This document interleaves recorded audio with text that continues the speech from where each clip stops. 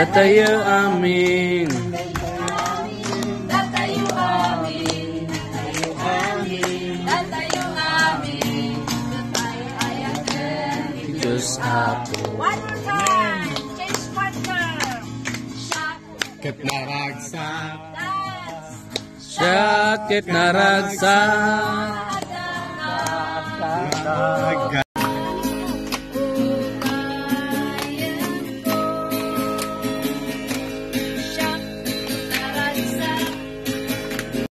I've been informed that after 12 years, which is sometimes quite a long time, that we are starting the La Trinidad Church again, and it's a joy to be with you here today.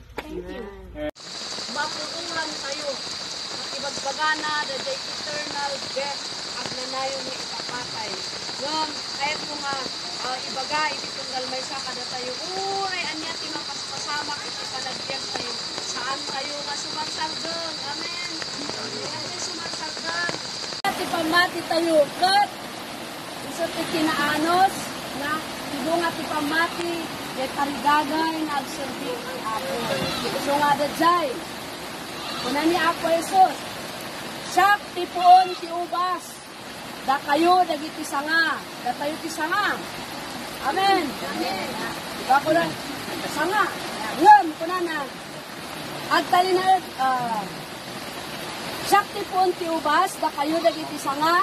Ti agtaeng kanyak at agtaeng akmot kinkwana. Adun to ti maibungan na. Tano awanak awan ti maaramidan. Kahit na nga sawon da ito.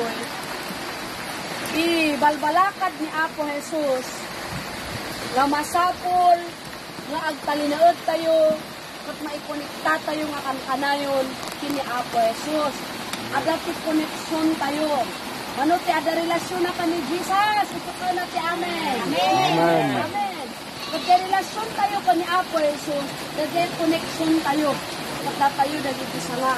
Katlo agtalinaod tayo kani Apo Jesus. Agtultuloy nga mumayak iti panagbiag tayo madaydayaw ni Apo.